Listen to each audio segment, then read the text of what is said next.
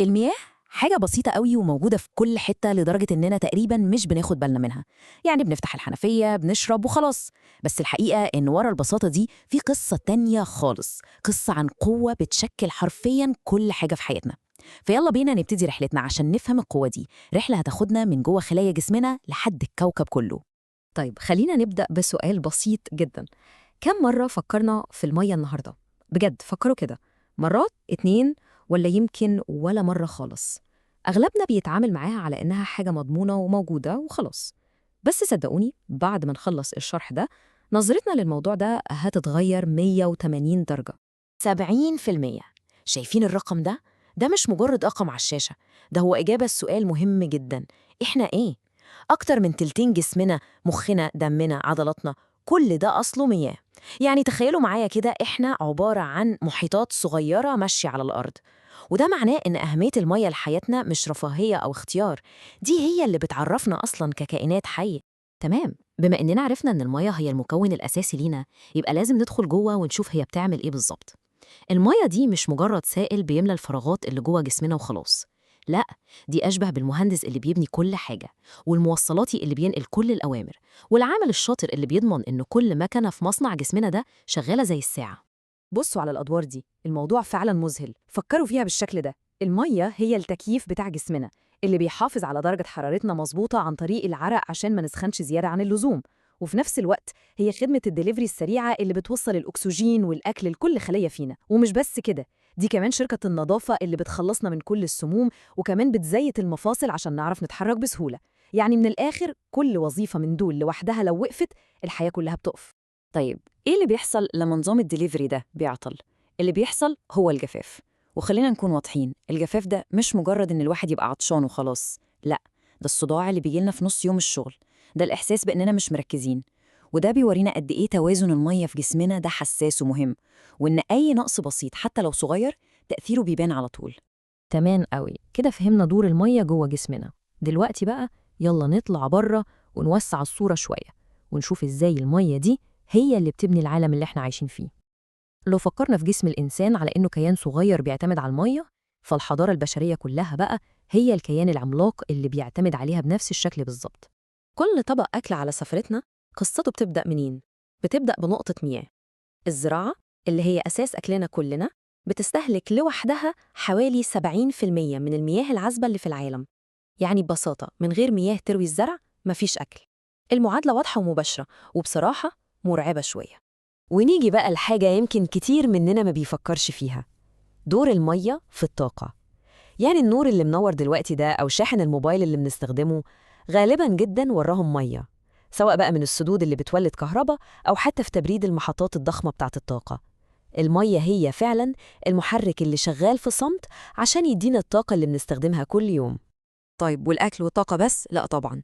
بصوا على التيشيرت اللي لابسينه ده، احتاج آلاف اللترات من المية عشان القطن يتزرع ويتصنع. بصوا على الموبايل اللي في إيدينا، صناعته استهلاكت مياه. تقريباً مفيش صناعة ما بتعتمدش على المية. هي فعلاً المكون السري اللي داخل في كل منتج بنشتريه ونستخدمه في حياتنا. والصورة دي بقى بتلخص الحكاية كلها بالأرقام. بصوا كده، الزراعة لوحدها واخدة 70% من الكعكة. وده بيأكد لنا إن موضوع الأمن المائي والأمن الغذائي دول حاجة واحدة. بس المفاجأة الكبيرة فين؟ إن استخدامنا في البيوت، الشرب والاستحمام والغسيل وكل ده يدوب 10% بس. الرقم ده بيخلينا نسأل سؤال مهم: هل المشكلة الأكبر فعلاً في استهلاكنا الشخصي ولا في المنظومة كلها على بعضها؟ لحد دلوقتي كنا بنتكلم عن دور المية في حياتنا إحنا كبشر، أجسامنا وحضارتنا. دلوقتي بقى تعالوا ناخد خطوة لورا كمان ونوسع الصورة على الآخر، ونبص على الكوكب كله. لأن المية مش بس بتخدمنا، دي هي القوة اللي نحتت الكوكب ده من يوم ما اتخلق ولسه بتشكله لحد النهاردة. كلنا فاكرين دورة المياه من كتب العلوم، الرسمة المشهورة دي. بس الحقيقة إنها أكتر من مجرد رسمة بكتير.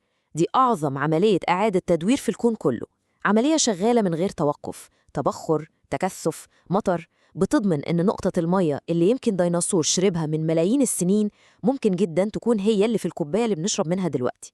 ده نظام عبقري بيضمن إن الحياة على الكوكب ده تفضل مستمرة.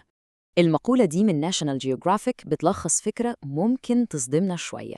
كمية المية على كوكب الأرض ثابتة، ما بتزيدش ولا بتقل. هي نفس الكمية من ملايين السنين. كل اللي بيحصل إنها بتغير شكلها ومكانها، شوية تبقى في محيط وشوية سحابة وشوية نهر وشوية جوه جسمنا. الفكرة دي لوحدها بتحط علينا مسؤولية رهيبة إننا نحافظ على كل نقطة مياه، لأن ببساطة شديدة مفيش غيرها. وقوة المية دي هائلة وفي نفس الوقت صبورة جدا. على مدى ملايين السنين المية هي اللي نحتت وديان عملاقة زي جراند كانيون، وهي اللي بترسم خريطة المناخ بتاع العالم كله من خلال تيارات المحيطات، وهي اللي بتخلق كل البيئات الطبيعية اللي نعرفها، من أول الغابات المطيرة المليانة حياة لحد أهدى المستنقعات. يعني كل شبر في طبيعة كوكبنا ده مدين بوجوده للمياه. بعد ما عملنا الرحلة الطويلة دي من أصغر خلية في جسمنا لحد الكوكب كله، تعالوا نرجع تاني ونلم كل الخيوط دي مع بعض في فكرة واحدة بس، فكرة ممكن تغير نظرتنا للمياه دي للأبد. إذن الخلاصة كلها في تغيير طريقة التفكير دي.